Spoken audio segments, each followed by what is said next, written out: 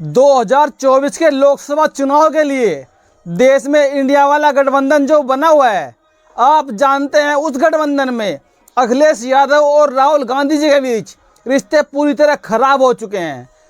और साथियों, आज मैं बताने वाला हूं, अब कांग्रेस ने शुरू कर दिया है बसपा सुप्रीमो बहन कुमारी मायावती जी के ऊपर डोरे डालना। अब कांग्रेस चाह रही है कि हमारा गठबंधन इस बार उत्तर प्रदेश से लेकर और देश के तमाम राज्यों में बसपा से गठबंधन हो 2024 के लिए। नमस्कार साथियों, मैं हूं आर्यन बोध और आप देख रहे हैं बिग इंडिया टीवी। साथियों, आपको बताएं 2024 के लिए भाजपा को हराना कांग्रेस एक सपना देख रही है। और कांग्रेस का जो सपना है, कांग्रेस लगातार अपने दम पे सपना देख रही है कि शायद मैं अकेले ही 2024 में भाजपा को हरा दूंगी। लेकिन साथियों, सोनिया गांधी जानती है, जो कांग्रेस की शीर्ष नेता है, वो जानती है कि 2024 में भी भाजपा को हराना मुश्किल होगा अकेले रहकर। तो इसीलिए साथियों, अखिलेश यादव से रिश्ते खराब होने के बाद अब कांग्रेस ने बसपा के ऊपर डोरे डालना शुरू कर दिए है। क्योंकि आप लगातार जानते हैं कि बसपा का वोट बैंक 2024 में इतना ज़्यादा बढ़ जाएगा, क्योंकि वर्तमान में होने वाले 5 राज्यों के विधानसभा चुनाव में बसपा की जो लहर देखी जा रही है। हालांकि बसपा ने 2 राज्यों में गठबंधन भी किया है, मध्य प्रदेश और छत्तीसगढ़ के अंदर। और जैसे एक लहर पैदा हुई है बसपा की 5 राज्यों में, और साथ ही उन 5 राज्यों में तो बसपा का वोट बैंक है ही। बसपा का वोट बैंक हरियाणा, बिहार, पंजाब, उत्तर प्रदेश, राजस्थान, मध्य प्रदेश, छत्तीसगढ़, तेलंगाना और तमाम ऐसे राज्यों में बसपा का वोट बैंक है। अब साथियों, कांग्रेस की नज़र है तो पहले से ही बसपा के ऊपर थी या फिर अब नज़र टिकाई होगी। क्योंकि आपने देखा उत्तर प्रदेश के अंदर इंडिया वाले गठबंधन में अखिलेश यादव लगातार अब पीडीए का राग लाप रहे हैं। अखिलेश यादव अपनी जुबान पर इंडिया गठबंधन का नाम तक नहीं ले रहे हैं कि इंडिया गठबंधन देश में है। अखिलेश यादव ने जो फॉर्मूला लगा रखा है पीडीए वाला, कि पीडीए ही एनडीए को हराएगा। अब आप ये बात बताइए, क्या अखिलेश यादव अकेले भाजपा को हरा देंगे, एनडीए को हरा देंगे? जो इंडिया वाला गठबंधन बना है, चलो मान लेते हैं कि कांग्रेस इंडिया वाले गठबंधन से बाहर हो गई, तो कम से कम अखिलेश यादव को तो इंडिया गठबंधन में रहना चाहिए, उसका समर्थन करना चाहिए। क्योंकि उसको जिसने बनाया वो तो बिहार के नेता हैं, नीतीश कुमार जी हैं, पिछड़ों के नेता हैं। तो कम से कम अखिलेश यादव जी को तो अलग से पीडीए का राग तो नहीं लापना चाहिए। और एक तरफ ऐसे बयान दे दिए अखिलेश यादव ने कि कांग्रेस को वोट मत देना, कभी वोट मत देना। जो बयान अक्सर बीजेपी के नेता देते हैं और बीजेपी वाले देते हैं, वही बयान अखिलेश यादव जी दे रहे हैं। और देश की जनता ये सोच रही है कि शायद अखिलेश यादव बीजेपी के साथ मिल गए हैं, इसलिए कह रहे हैं कांग्रेस को वोट मत दो। एक तरफ एनडीए को हराने की बात करते हैं, और ये बात सब जानते हैं कि अखिलेश यादव कभी भी अकेले रहकर एनडीए को नहीं हरा सकते, यानी कि भाजपा को नहीं हरा सकते। लेकिन जो कांग्रेस जानती है, जो इंडिया वाला गठबंधन बना है, हालांकि कांग्रेस अभी तक इंडिया वाले गठबंधन से पूरी तरह बाहर नहीं हुई है। अभी आप सब लोग जानते हैं, वर्तमान में होने वाले 5 राज्यों के विधानसभा चुनाव में कांग्रेस भी बिजी है, बसपा भी बिजी है, लेकिन अखिलेश यादव कम बिजी है। क्योंकि वो चुनाव में लेट से कूदे, क्योंकि वो चाह रहे थे कि हमारा मध्य प्रदेश में, राजस्थान में गठबंधन हो कांग्रेस के साथ। और कांग्रेस के साथ वार्तालाप भी हुई, कई कई घंटे तक हुई, सभा वालों को बिठाकर रखा रात के 1 बजे तक कि हम आपको 6 सीटें देंगे विधानसभा की मध्य प्रदेश में। फिर वो 6 सीटें कांग्रेस ने समाजवादी पार्टी को नहीं दी। और इसी बात से नाराज होकर अखिलेश यादव जी ने कांग्रेस के ऊपर ताबड़तोड़ हमला बोल दिया। और जो उत्तर प्रदेश के प्रदेश अध्यक्ष है अजय राय जी, कांग्रेस के, उन्होंने भी अखिलेश यादव को नहीं बख्शा। उन्होंने भी सख्त टिप्पणी करते हुए कहा कि अखिलेश यादव जी ने हमको समर्थन नहीं किया। जब हमने घोसी के उपचुनाव सीट पर अखिलेश यादव को समर्थन किया, हमने प्रत्याशी नहीं उतारा, तो समाजवादी पार्टी के नेता अखिलेश यादव ने उत्तराखंड के अंदर अपना प्रत्याशी क्यों दिया? तो इन्हीं बातों को लेकर इन दोनों के बीच में खटास पैदा हो गया। तो हम बात कर रहे थे बहन कुमारी मायावती जी को लेकर, क्योंकि बहन कुमारी मायावती और कांग्रेस की सबसे बड़ी नेता सोनिया गांधी जी के रिश्ते काफ़ी मजबूत हैं। क्योंकि एक बार जब 1996 में कांग्रेस और बसपा का गठबंधन हुआ था उत्तर प्रदेश के अंदर, तो साथियों बसपा ने सरकार बनाई थी। और अगर सीटों की बात करें तो 125 सीटों पर चुनाव लड़ा था कांग्रेस ने और लगभग 285 सीटों पर चुनाव लड़ा था बहन कुमारी मायावती जी ने।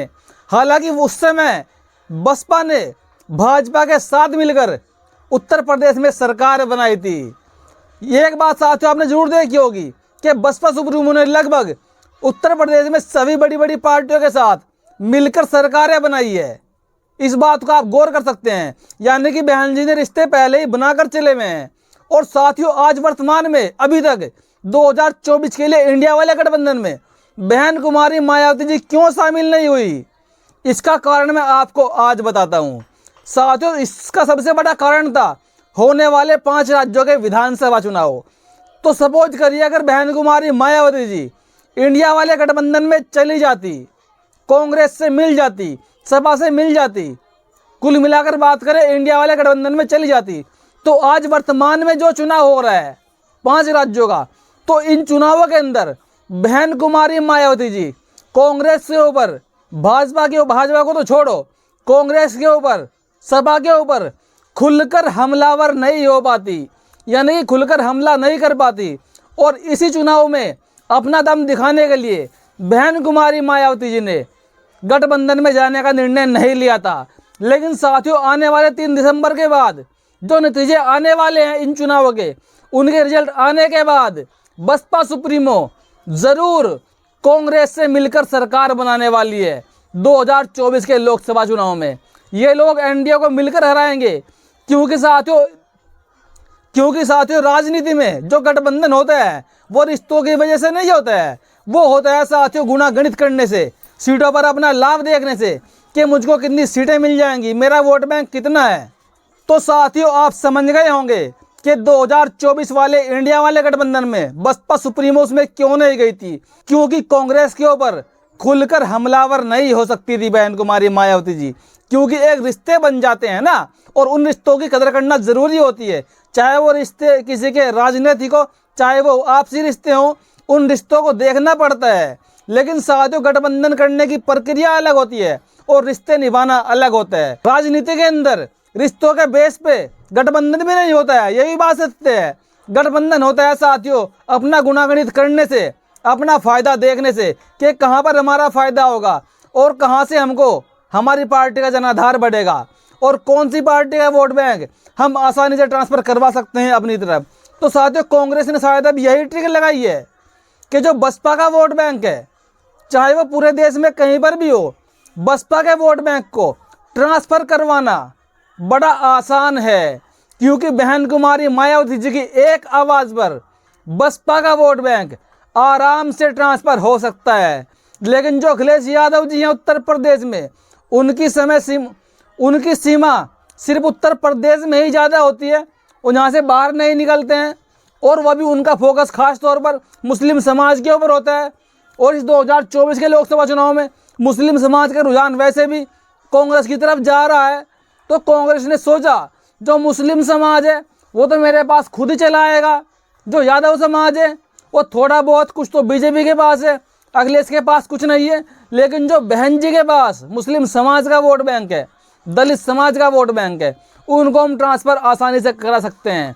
और कहीं ना कहीं बहन कुमारी मायावती जी को भी पूरे देश में, या ये कहे कि देश के लगभग 10 राज्यों में सीटें मिलने का अनुमान है गठबंधन के बाद। तो इसीलिए उत्तर प्रदेश के अंदर कांग्रेस ने अपना प्रदेश अध्यक्ष का चेहरा बदला। जो यहाँ पर इनके ब्रजलाल खाबड़ी थे पहले प्रदेश अध्यक्ष, जो दलित समाज से आते थे, अब कांग्रेस ने उसको हटाकर यहाँ पर अजय राय जी को रखा जो सवर्ण समाज से आते हैं। और कहीं ना कहीं लोगों ने यह भी कहा कि अजय राय जी को इसलिए रखा गया कि वो बहन जी से बात कर सके, गठबंधन में उनको लाने की बात कर सके। तो साथियों आप अपनी प्रतिक्रिया ज़रूर दें। तो साथियों आपको एक खबर कैसी लगी आप हमें ज़रूर बताइएगा कमेंट बॉक्स में। क्या बहन कुमारी मायावती जी को 2024 के लिए कांग्रेस से गठबंधन करना चाहिए या नहीं करना चाहिए, या फिर देश के तमाम बहुजन दलों को अपनी एकजुटता बनाकर एक छत के नीचे आकर कांग्रेस को भी बाहर कर दे। भाजपा तो अलग है ही, यानी कि इन पार्टियों को बाहर करके अपना एक नया गठबंधन तैयार करना चाहिए और जिस उसके बेस पे पूरे देश में तमाम ऐसी पार्टियों को मिलाए जिसके मुखिया मुस्लिम समाज के हों या उसके मुखिया पिछड़े समाज के हों या दलित समाज के हों या आदिवासी समाज के हों या सिख समाज के लोग हो, बस उनके मुखिया सवर्ण समाज से कोई भी न हो। उन पार्टियों को देश में अपना एक नया गठबंधन तैयार करके इस बार 2024 की सत्ता अपने हाथ में लेनी चाहिए, यानी कि बहुजनों के हाथ में लेनी चाहिए, तब जाकर देश का उद्धार होगा। कुछ लोग इस बात को भी साथियों बोल रहे हैं, ये बात कहीं ना कहीं से चलकर आई है, हमने आपको बताई और अपनी प्रतिक्रिया साथियों आप ज़रूर दीजिएगा। वीडियो देखने के लिए धन्यवाद।